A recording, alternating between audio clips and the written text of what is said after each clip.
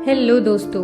तो कैसे हैं आप सब। तो आज मैं एक्सप्लेन करने वाली हूँ प्राइम वीडियो पर रिसेंटली ही रिलीज़ की गई एक Malayalam mystery suspense thriller movie को, जिसका नाम है सूत्रवाक्यम। मूवी बहुत ज़्यादा इंटरेस्टिंग है। स्टार्टिंग में हमें सबको ऐसा लगेगा कि ये बहुत ही नॉर्मल टाइप की मूवी है, लेकिन एंड तक आते आते जो इसके असली पत्ते खुलेंगे तब तो मज़ा ही आ जाएगा देखने में। उम्मीद करती हूँ कि आपको ये फिल्म ज़रूर पसंद आएगी।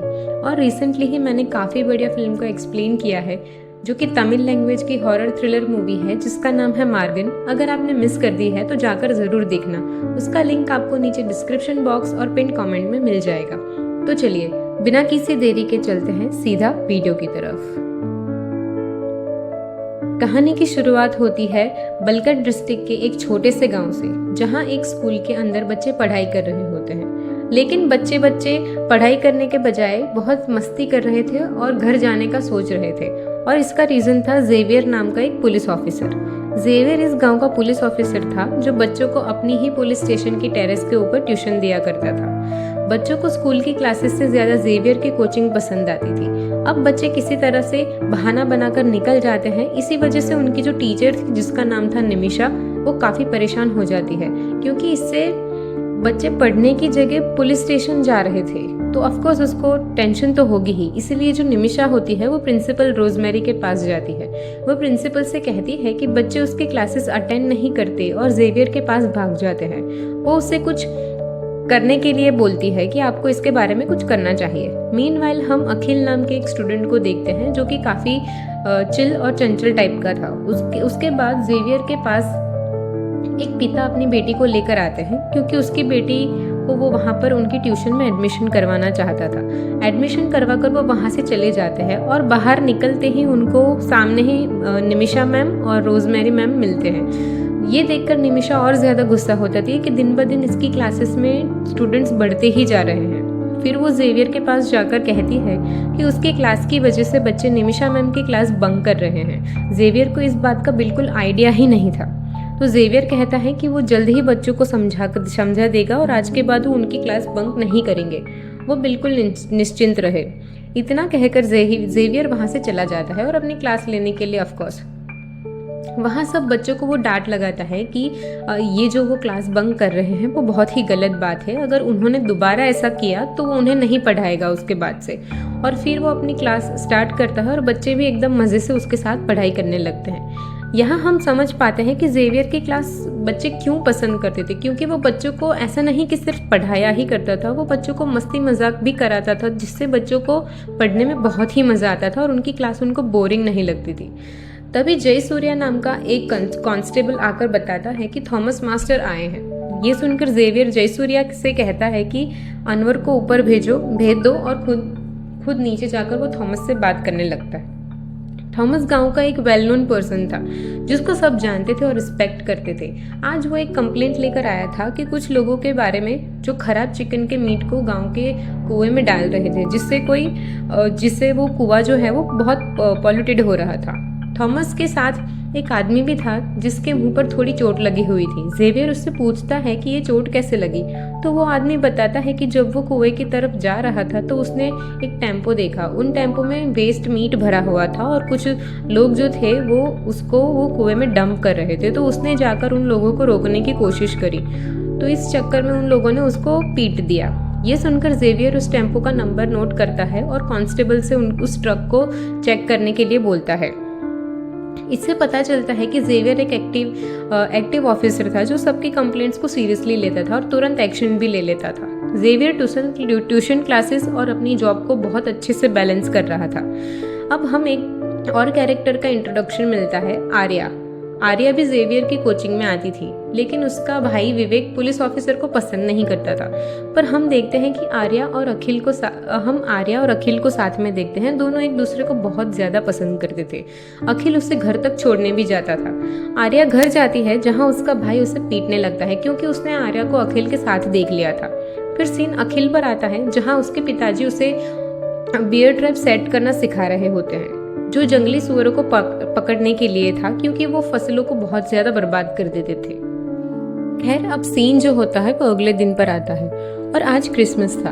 इसलिए सभी बच्चे इसको सेलिब्रेट करने वाले थे। अब अखिल जो होता है वो आर्या का इंतजार कर रहा था और आर्या वहां पर आ भी जाती है, लेकिन अखिल जो है वो आर्या के फेस के ऊपर बहुत सारे निशान को देखता है और इन निशानों को देखकर उसको समझ आ जाता है कि उसके भाई ने उसको दोबारा मारा पीटा है। खैर, अब हम निमिषा मैडम को देखते हैं जो जेवियर के पास आ जाती है, जो कि असल में एक कंप्लेंट लिखवाने आई थी जो कि विवेक के अगेंस्ट में थी। वो बताती है कि विवेक आर्या को बहुत बुरी तरह से मारता पीटता है और ये पहली बार नहीं था। विवेक आर्या से तब से नफरत करता है जब से आर्या पैदा हुई थी, क्योंकि आर्या विवेक के 18 साल के बाद पैदा हुई थी। उसी वजह से विवेक का मजाक बनाया जाता था और किस तरह वो मजाक बनाया जाता था वो हमें एक्सप्लेन करने की जरूरत है भी नहीं। खैर, अब ये सुनकर जेवियर जो होता है वो बोलता है कि मैं इस मैटर को संभाल लूंगा। अगले सीन में जेवियर उस कुएं के पास जाता है जहाँ कई लोगों ने उस कुएं को बहुत सारे लोगों ने काफी गंदा कर दिया था। उस कुएं को जेवियर बंद करना चाहता था ताकि कुएं की गंदगी से कोई बीमार ना हो जाए। ऑब्वियस सी बात है कि उस पानी की वजह से या स्मेल की वजह से बहुत कुछ गंदगी फैल सकती थी, बीमारी फैल सकती थी। लेकिन इसमें समस्या ये थी कि वो कुआं काफी ज्यादा महत्वपूर्ण था क्योंकि कुआं मंदिर के पास ही था। खैर, अब दूसरी ओर शहर के अंदर एक नई लड़की आती है जिसका नाम बेट्स था। अब वो कनाडा से अपनी आंटी शर्ली के पास आई थी। अब वो स्कूटी से कहीं पर जा रही होती है, लेकिन तभी उसे पुलिस वाले रोक लेते हैं क्योंकि उसकी स्कूटी में नंबर प्लेट नहीं थी और लाइसेंस भी कनाडा का था। इसीलिए पुलिस उसकी गाड़ी को जब्त करके पुलिस स्टेशन ले जाती है। पुलिस स्टेशन के अंदर विवेक आता है जिसे जेवियर ने ही बुलाया हुआ था। तब विवेक अकड़ में ये पूछता है कि उसे क्या काम है, उसने यहाँ पर उसको बुलाया क्यों है, जिस पर जेवियर गुस्से में आकर उसको एक जोरदार थप्पड़ मार देता है। अब ये सीन देखकर मुझको इतना अच्छा लगा था गाइस, मैं आपको बता नहीं सकती। और जेवियर ये कहता है कि उसे अच्छे से पता होगा कि उसने उसको थप्पड़ मारा क्यों है, वो अपनी बहन को आइंदा ना मारे। जिसके बाद विवेक बाहर आ जाता है। वहां पर वो शर्ली से टकराता है जो कि अपनी भतीजी की स्कूटी लेने आई हुई थी। साथ में ही उसकी भतीजी भी होती है जो कि पुलिस स्टेशन वाली कोचिंग में चली जाती है क्योंकि वहां पर क्रिसमस सेलिब्रेशन हो रहा था। अब विवेक और शर्ली एक दूसरे को पहले से जानते हैं। विवेक पूछता है कि वो यहाँ पर क्या कर रही है, जिस पर शर्ली बताती है कि वो अपनी भतीजी की स्कूटी लेने आई है। अब यहाँ पर शर्ली उसकी भतीजी की तरफ इशारा करती है विवेक को बताने के लिए कि जहाँ पर विवेक बेट्स के साथ में अखिल और आर्या को भी देखता है। मतलब कि शर्ली जो होती है वो अपने भतीजी को दिखाना चाह रही थी विवेक को, और उसी टाइम जो बेट्स होती है वो अखिल और आर्या से ही बात कर रही होती है। तो विवेक उन दोनों को साथ में देखता है और काफ़ी गुस्सा हो जाता है क्योंकि हम जानते ही हैं कि अखिल की वजह से ही अपनी बहन को विवेक मारा पीटा करता था। खैर, इसके बाद में विवेक अपने काम पर जाता है जहाँ पर उसके काम के बारे में हम जान पाते हैं। वो असल में मैथ्यू नाम के एक आदमी का ड्राइवर होता है। मैथ्यू देखता है कि विवेक काफी उदास था और वो उससे उसकी उदासी की वजह पूछता है, जिस पर विवेक ये बताता है कि उसके साथ शुरुआत से ही कुछ भी अच्छा नहीं होता। उसने ये सोचा था कि वो कहीं दूर चला जाएगा इस गांव से ताकि वो जॉब कर सके, लेकिन ऐसा नहीं हो पाया। मीनवाइल हम स्कूल के बच्चों को देख पाते हैं जो कि स्कूल आए थे, लेकिन तभी उनमें से एक बच्चा अचानक से बेहोश हो जाता है, जिसके बाद एक और बच्चा असेंबली में बेहोश हो जाता है और फिर उनको तुरंत ही हॉस्पिटल में भर्ती किया जाता है, जहां पर जेवियर आता है और आकर उनसे पूछताछ करता है कि आखिर ये सब हुआ कैसे, क्या उन्होंने कुछ उल्टा सीधा खाया था। जिस पर वो सभी कबूल करते हैं कि वो लोग चुपके चुपके सिगरेट पीते हैं और एक स्पॉट है उनका, मतलब कि उनका एक अड्डा था। यहाँ पर वो अजीब बात बताते हैं कि उस स्पॉट के नीचे एक घर था जहाँ से धुआं निकल रहा था और उस धुएं की स्मेल काफी अजीब थी। ये सुनकर पुलिस उनसे उस अड्डे के बारे में पूछती है और सिगरेट को दोबारा टच ना करने से भी मना करती है और उनको जाने देती है। अब सीन जो होता है वो आगे बढ़ता है जहाँ पर आर्या का बर्थडे था और ट्यूशन में उसका बर्थडे काफी अच्छी तरह से सेलिब्रेट करा जाता है। अब रात में आर्या एक जगह पर जाती है जहाँ पर उसे अखिल ने ही बुलाया था और अखिल ने वो जगह एकदम अच्छे से सजाई हुई थी उसका बर्थडे सेलिब्रेट करने के लिए। ये देखकर आर्या काफी ज्यादा खुश हो जाती है। उसके बाद दोनों सेल्फी लेने लगते हैं। तभी अचानक से वहां पर विवेक आ जाता है और वो अखिल को बहुत ब्रूटली पीटने लगता है और उससे भी गंदा वो अपनी खुद की बहन को ही मारने लगता है और उसी चक्कर में आर्या काफ़ी ज़्यादा जख्मी हो जाती है। अब इसके बाद होता ये है कि कुछ दिनों तक आर्या ना तो स्कूल आती है ना ही ट्यूशन। तभी अजमल नाम का एक बच्चा जेवियर के पास जाता है और बताता है कि एक आदमी उसकी छत के ऊपर से कूद गया था, वो भी रात को, लेकिन उसे पक्का नहीं था कि वो था कौन। जेवियर उसकी बातों पर ज्यादा ध्यान नहीं देता। अब अखिल के दिमाग में एक प्लान था आर्या के भाई विवेक से बदला लेने का, इसलिए वो रात में उसी कुएं के पास जाता है जहां पर उसने दोनों बियर ट्रैप्स को सेट किया था। एक कुएं के पास था और एक थोड़ा उससे दूर था। उसने वो ट्रैप विवेक के लिए ही लगाए थे क्योंकि विवेक अक्सर रात को वहां पर आता जाता रहता था। उसके बाद वो चुपचाप छुप जाता है और तभी विवेक वहां पर आ जाता है जिसके हाथों में एक काला बैग था। अब विवेक एक ट्रैप से बच जाता है, लेकिन कुएं के पास जो दूसरा ट्रैप था उसके अंदर उसका पैर फंस जाता है जिससे वो कुएं में गिर जाता है और वहीं पर मारा जाता है। ये देखकर अखिल काफी ज्यादा डर जाता है क्योंकि कई और दिनों तक वो स्कूल भी नहीं जाता और ट्यूशन भी नहीं जाता क्योंकि वो काफ़ी डर चुका था। इसीलिए एक दिन जेवियर उसके घर आता है और अखिल के बारे में पूछता है। तब उसकी माँ बताती है कि उसकी तबीयत ठीक नहीं है। जेवियर वहाँ से जाने लगता है, लेकिन तभी निमिषा मैडम से उसकी कॉल पर बात होती है जिस पर जेवियर आर्या के बारे में पूछता है। निमिषा बताती है कि उसके भाई ने उसे दोबारा मारा है और इस बार काफ़ी बेरहमी से मारा है। ये सुनकर जेवियर तुरंत विवेक के घर जाता है उसे ढूंढने के लिए। घर वाले बताते हैं कि विवेक का फोन घर पर ही है और वो पिछले कई हफ्तों से घर भी नहीं आया। पुलिस पूछती है कि उन्होंने कंप्लेंट फाइल क्यों नहीं की। घर वाले बताते हैं कि विवेक पहले भी ऐसा घर छोड़कर जा चुका है और वो काफी दिनों बाद अपने आप खुद वापस भी आ जाता है। जेवियर जो होता है विवेक का फोन मांगता है और आर्या वो फोन लेकर आती है। आर्या की हालत देखकर जेवियर हैरान हो जाता है क्योंकि उसके अपने भाई ने उसको बहुत ही बुरी तरह से पीटा था। उसके बाद वो फोन लेकर वहां से निकल जाता है। रात को अखिल सोने की कोशिश कर रहा था, लेकिन उसके सपनों में वही फ्लैशबैक्स आ रहे थे। अखिल असल में विवेक को मारना नहीं चाहता था, सिर्फ उसे यह एहसास करवाना चाहता था कि मार खाने के बाद कैसा लगता है, लेकिन पूरा खेल ही उसका पलट गया था। अखिल कुएं के पास जाकर देखता है जहां पर एक बियर ट्रैप पड़ा हुआ था। अखिल उस ट्रैप को उठाकर घर ले जाता है जहां उसके पिता उसको देख लेते हैं और उसे अंदर खाना खाने के लिए बुला लेते हैं। मीनवाइल जितनी भी गाड़ियां कुएं में वेस्ट फेंकने आई थी, जेवियर उन पर रोक लगा देता है। अगले दिन जेवियर विवेक के बारे में जानकारी निकालने के लिए मैथ्यूज के बारे में पता चलता है, जिसके लिए विवेक ड्राइवर का काम करता था।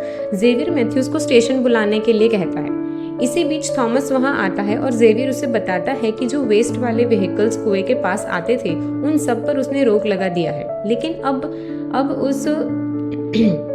लेकिन अब ये वेस्ट थॉमस की बहू शर्ली के बुटीक से आ रहा था और ये जो वेस्ट था वो वहीं से आ रहा था। उसका कहने का मतलब ये था। थॉमस ये सुन के हैरान हो जाता है क्योंकि उसकी बहू ने ब्यूटिक तो पहले ही बंद कर दिया था। यहाँ पर जो पानी गंदा हो रहा था उसकी वजह से बदबू और बीमारियों का खतरा था, इसीलिए जेवियर और थॉमस मिलकर उस कुएं पर मिट्टी डलवा देते हैं जिससे वो बंद हो जाता है। अखिल ये सब देख रहा था और काफी घबराया हुआ था। वो डर चुका था क्योंकि उसके अलावा किसी को पता नहीं था कि इस कुएं के अंदर एक लाश है जो कि विवेक की थी। घर जाकर उसका दोस्त उससे पूछता है कि वो स्कूल क्यों नहीं आता।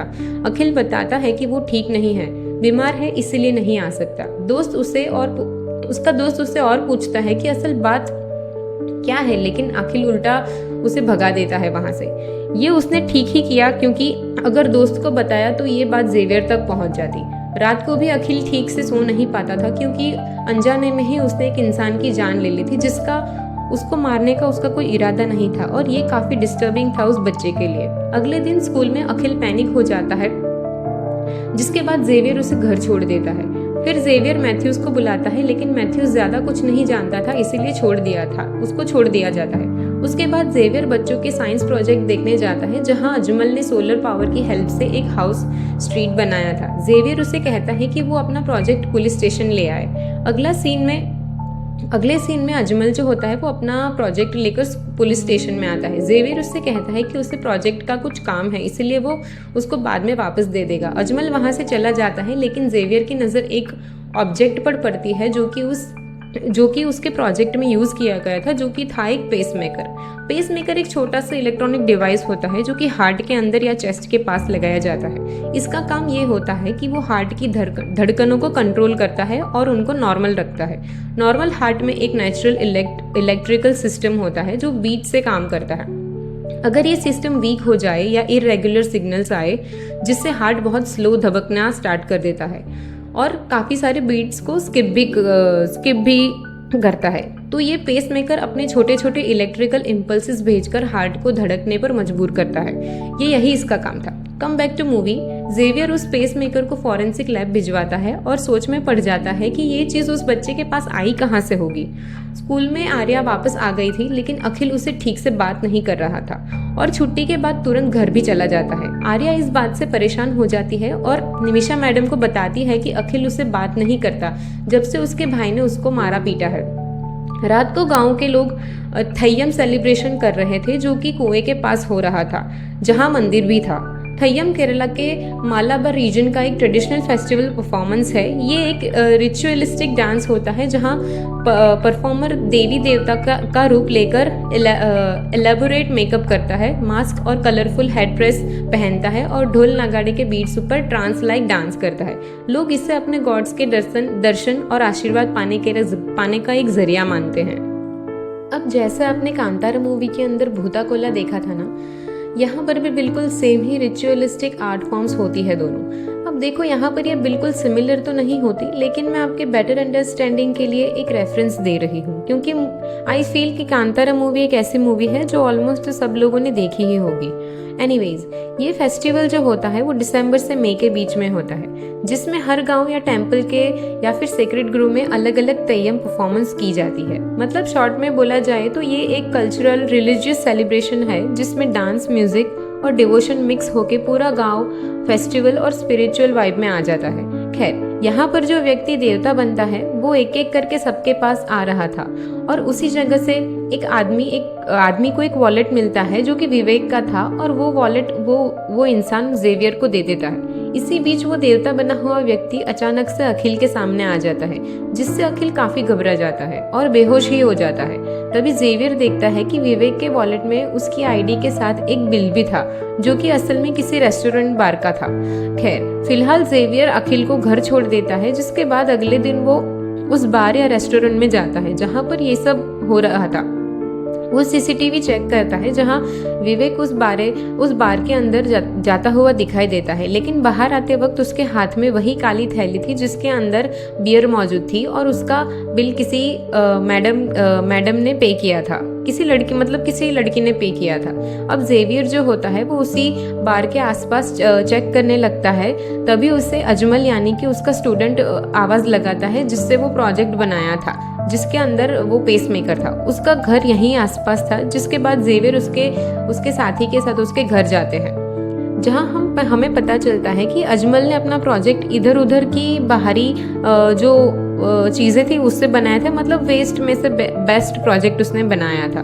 और वो जो पेस मेकर भी उसको था, जो उसने अपने प्रोजेक्ट में यूज़ किया था, वो भी उसको यहीं पे कहीं से मिला था। यहाँ पर अजमल उससे ये बात भी बताता है कि एक दिन उसके घर की छत से कोई इंसान कूदा था, और ये बात उसने पहले भी जेवियर को बताई थी, और यहीं पर शेरली का ब्यूटिक भी हुआ करता था। अब इसी बीच जेवियर के पास कॉल आ जाता है, जो कि फॉरेंसिक डॉक्टर का था। वो उसे पेस मेकर के बारे में सब कुछ बताता है। वो कहता है कि ये पेस मेकर एक लड़की का था, और इस पेस मेकर पर जो खून है उसमें एक एसीटोन नाम का केमिकल भी मिला है। यहाँ वो डॉक्टर जेवियर के फ़ोन में पूरी डिटेल्स भेज देता है, साथ ही साथ उस लड़की का एड्रेस भी। अब वो लड़की असल में और कोई नहीं बल्कि बेट्सी ही थी। मतलब ये था कि बेट्सी का खून हो चुका था, और इसी वजह से इसीलिए वो शेरली के घर जाता है जहाँ पर बेट्सी रहती थी। वहाँ एक हाउसकीपर बताता है कि ये लोग तो फॉरेन चले गए हैं, जिसके बाद जेवियर वहाँ की सीसीटीवी फुटेज चेक करता है, जिसमें बेट्सी रात में स्कूटी लेकर जाती है, लेकिन आते टाइम वो स्कूटी को विवेक लेकर आया था। यहाँ पर जेवियर को कुछ भी समझ नहीं आ रहा था कि ये हुआ क्या है। मतलब कुछ तो हुआ है जिसके चलते विवेक इसमें इन्वॉल्व हो रखा था। अब जेवियर अपने आदमी से थोड़ी जांच पड़ताल करने के लिए कहता है, जो कि बेट्सी से जुड़ा हुआ था। यहाँ पर जेवियर को जानना था कि बेट्सी और विवेक में क्या ताल्लुकात थे दोनों के अंदर। तब कांस्टेबल कुछ मेजर चीज़ें उसको बताता है जिसमें उसके बैंक के ट्रांजैक्शन की डिटेल्स भी होती है, जिसमें 2 बड़े ट्रांजैक्शन हुए थे। एक 9 लाख का था जो बेट्सी के पेसमेकर सर्जरी के लिए था, और दूसरा ट्रांजैक्शन करीब 3 करोड़ रुपए तक का था, जो कि काफ़ी बड़ा अमाउंट था। अब ये 3 करोड़ बेट्सी के अकाउंट से ट्रांसफ़र होकर शैली के अकाउंट में गए थे, और शैली के अकाउंट से मैथ्यूज़ के अकाउंट के अंदर गए थे। मतलब कि मैथ्यूज़ जो था वो भी इन सब चीज़ों में शामिल था। यानी कि पुलिस स्टेशन आकर मैथ्यूज़ ने भोलेपन का नाटक किया था। अब यहाँ पर पुलिस सीरियसली इन्वेस्टिगेट करने लगती है। इसी बीच आर्या भी अखिल से मिलने जाती है, लेकिन अखिल ये अवॉइड कर रहा था। साथ ही साथ अखिल का ट्रॉमा बढ़ता ही जा रहा था। जो कुछ भी हुआ था उसके बाद से उसको काफ़ी ज़्यादा दिक्कत हो रही थी सोने में, जीने में। उसको रात को नींद भी नहीं आ रही थी। खैर, अब इन्वेस्टिगेशन करने के बाद जेवियर इस नतीजे पर आता है कि बेट्सी की मौत में जिम्मेदार और कोई नहीं मैथ्यू है, और इसीलिए मैथ्यू को वहाँ पर बुलाया जाता है। जेवियर उससे बेट्सी के बारे में पूछता है, जिस पर मैथ्यूज कहने लगता है कि उसे नहीं पता कि वो कौन है। तब वो उसको एक जोरदार थप्पड़ मार के बोलता है कि मैं बेट्सी के थ्रू उसके अकाउंट में इतने पैसे आए थे। जेवियर उससे कहता है कि उसने पहले विवेक के हाथों बेट्सी को मरवाया, और उसके बाद उसने विवेक को भी एक हफ्ते के बाद मार दिया। लेकिन मैथ्यूज कह रहा था कि उसने ऐसा कुछ भी नहीं किया है। बेट्सी ने उसे पैसे नहीं दिए थे, बल्कि उसे शर्ली ने पैसे दिए थे, वो भी उसके दोस्त के जरिए। यहाँ जेवियर पूछता है कि उसने उसे पैसे दिए क्यों थे, और यहाँ पर ही सीन कट हो जाता है। अब जेवियर थॉमस के पास जाता है और उसे बताता है कि क्रिसमस वाले दिन बेट्सी का खून हुआ था, और वो खून उसकी बहू शर्ली ने उसके घर पर ही किया था। ये सुनकर थॉमस हैरान था। अब थॉमस को जेवियर ये कहता है कि वो अपनी बहू को यहाँ पर बुला ले, और थॉमस ऐसा ही करता है। वो अपने बेटे को कॉल करता है और ये कहता है कि उसकी माँ की तबीयत खराब है, इसीलिए वो घर आ जाए। दूसरी तरफ अखिल अपने हाथों को बियर ट्रैप में डालने की कोशिश कर रहा था, लेकिन उसके पिता आकर उसको रोक लेते हैं, और अपने पिता को देखकर वो अपने आंसू छुपा नहीं पाता। उसके पिता भी समझ गए थे कि कुछ तो हुआ है, यानी कि उनके बेटे के साथ कुछ तो दिक्कत जरूर थी। अब सीन बदलता है, जहाँ पर शर्ली पुलिस स्टेशन आती है और उसे कस्टडी में रखा जाता है। अब यहाँ पर अखिल अपने दोस्तों को लेकर निमिषा मैम के पास जाता है, और वहाँ पर जाकर वो सारी सच्चाई बता देता है, जिसको सुनकर उसका दोस्त और मैम दोनों बहुत हैरान रह गए थे। दूसरी तरफ जेवियर शर्ली से पूछताछ करने लगता है, लेकिन वो कुछ बताने के लिए तैयार ही नहीं थी। तब वो बताता है कि उसके पास सारे सबूत है और वो झूठ नहीं बोल सकती। वो पूछता है कि उसने मैथ्यूज को पैसे क्यों दिए, और दोस्तों अब जाकर खुलते हैं इस मूवी के असली पत्ते। तब वो कन्फेस करती है कि उसने मैथ्यूज को पैसे इसीलिए दिए थे क्योंकि वो उसको बहुत पसंद करती थी। मैथ्यूज को पैसे की ज़रूरत थी, और वो पैसे उसने लिए थे बेट्सी से। लेकिन क्रिसमस वाले दिन बेट्सी उसे पैसे लेने आई थी, लेकिन शर्ली के पास उस टाइम देने के लिए उसको पैसे नहीं थे। वो उससे रुकने के लिए कहती है, लेकिन बेट्सी उसके पीछे पड़ जाती है और उस पर काफ़ी जोर डालने लगती है। और वो सब जानती थी मैथ्यूज और उसके बारे में, इसीलिए वो उसको धमकी देने लगती है कि वो अंकल को सब बता देगी। तब शर्ली बेट्सी को एक थप्पड़ मार देती है, और बदले में बेट्सी भी उसको एक थप्पड़ मार देती है। खैर, इसी बीच वहाँ पर विवेक आ जाता है, और विवेक जब ये देखता है कि बेट्सी ने शर्ली को थप्पड़ मारा है, तो वो भी जोरदार थप्पड़ एक बेट्सी को लगा देता है, जिसकी वजह से होता ये है कि बेट्सी वहीं पर गिर जाती है और उसको अचानक से पैनिक अटैक आ जाता है, और तभी उसी चक्कर में ऑन द स्पॉट उसका हार्ट फेल हो जाता है और उसकी मौत हो जाती है। अब ये सब देखकर विवेक बहुत डर जाता है। तब शर्ली उसे कहती है कि अब वो जैसा बोलेगी उसको वैसा ही करना पड़ेगा। वो उसे बोलती है कि इसकी स्कूटी को जो है वो बेट्सी के घर पर रख दे और अपना फ़ोन बंद कर ले और कुछ दिनों के लिए कहीं पर चला जाए, यानी कि अंडरग्राउंड हो जाए। और विवेक ने बिल्कुल ऐसा ही किया था। इसी बीच शर्ली ने एसीटोन केमिकल से बेट्सी की लाश को गला दिया, और इसी केमिकल को जो स्मोक था उसने एग्जॉस्ट के जरिए बाहर छोड़ दिया था, यानी कि एग्जॉस्ट फैन के थ्रू। और ये ठीक वही सीन था जहाँ पर बच्चों ने वो स्मोक स्मेल किया था और उनकी तबीयत अचानक से खराब हो गई थी। और ऐसा इसलिए था क्योंकि उनका सिगरेट पीने का अड्डा शर्ली के घर के पीछे ही था। तो अब आपको ये सारी बात समझ आ गई होगी कि बच्चे बीमार हुए क्यों थे। खैर, अब इसके बाद विवेक 7 दिन के बाद लौटता है, जहाँ पर शर्ली ने बेट्सी की लाश को 7 ब्लैक पॉलीथीन बैग्स में डाल दिया था, और विवेक को उन बैग्स को डंप करना था, और विवेक ने ठीक ऐसा ही किया। अब आपके मन में ये सवाल आएगा कि विवेक आखिर उसकी बात ऐसा मान क्यों रहा था। असल में बात ये थी कि शर्ली ने विवेक से वादा कर दिया था कि उसको वो दुबई में सेट करवा देगी, अच्छी जॉब दिलवा देगी, और हमको पता ही है कि विवेक को पहले से ऐसा ही चाहिए था कि वो इस गांव को छोड़कर कहीं दूर चला जाए। अब पॉइंट ये है कि आखिर विवेक ने बॉडी को डंप किया कहाँ है, जिसका सिंपल सा आंसर है कि उसी कुएं के अंदर। लेकिन जैसे ही हमने अखिल वाले सीन में देखा था कि आखिरी बैग को डंप करते वक्त वो उसमें खुद भी गिर गया था, जो कि अखिल की वजह से था। और इस बात से अनजान जेवियर जो होता है वो कुएं में से मिट्टी हटवा देता है, जिसमें से बेट्सी की लाश निकलती है, साथ साथ में विवेक की भी लाश मिल जाती है। जेवियर सोच में था कि तभी निशा मैडम का कॉल उसको आता है और वो उनको सारी बात बता देती है कि विवेक के साथ क्या हुआ था। आता है अखिल को अरेस्ट करने के लिए, क्योंकि जाने अनजाने में उसने क्राइम तो कर ही दिया था। अब तभी घर पर अखिल के माँ बाप भी होते थे जो काफ़ी रो रहे थे। और इतना ही नहीं, जब जेवियर उनके पास आता है यानी कि अखिल को अरेस्ट करने के लिए, तब उसके पिताजी सामने आकर ये कहते हैं कि चाहे तो वो उसे जेल में डाल दे लेकिन उसके बच्चे को छोड़ दे।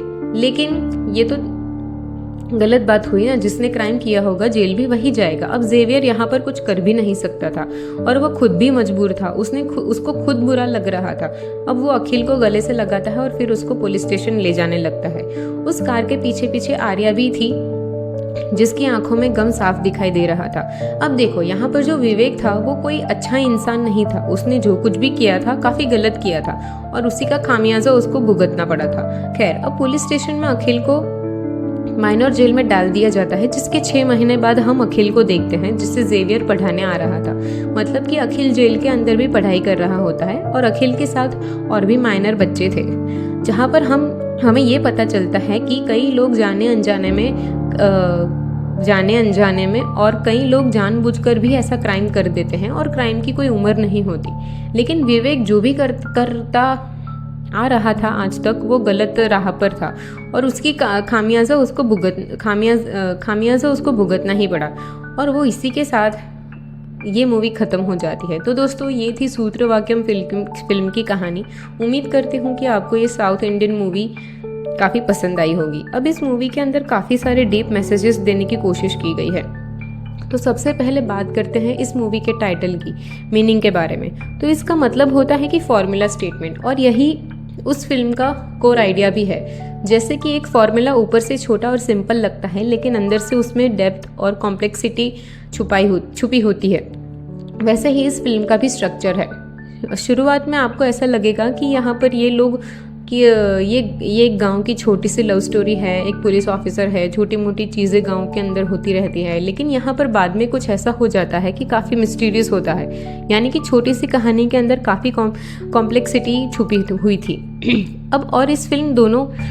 अब नाम और फिल्म दोनों एक ही बात को पॉइंट आउट करते हैं। जिंदगी और इंसान को सरफेस से जज नहीं किया जा सकता, क्योंकि हर चीज़ के अंदर छुपा हुआ एक डीप मीनिंग होता है, जो कि समझने पर ही समझ आ सकता है। अब देखो, स्टार्टिंग में मुझे लगता था कि ये मूवी इतनी अच्छी होगी या फिर इसके अंदर इतनी कॉम्प्लेक्सिटी हो सकती है। शुरुआत में काफ़ी सिंपल सी मूवी लग रही थी, लेकिन अंत में आते आते जो सस्पेंस, मिस्ट्री और थ्रिलर था वो काफ़ी इंटरेस्टिंग था। उम्मीद करती हूँ कि आपको ये कहानी पसंद आई होगी। वीडियो अच्छी लगी हो तो लाइक कर दीजिएगा, चैनल पर नए हो तो प्लीज़ सब्सक्राइब कर दीजिएगा। और रिसेंटली ही मैंने एक तमिल लैंग्वेज की मूवी को एक्सप्लेन किया है।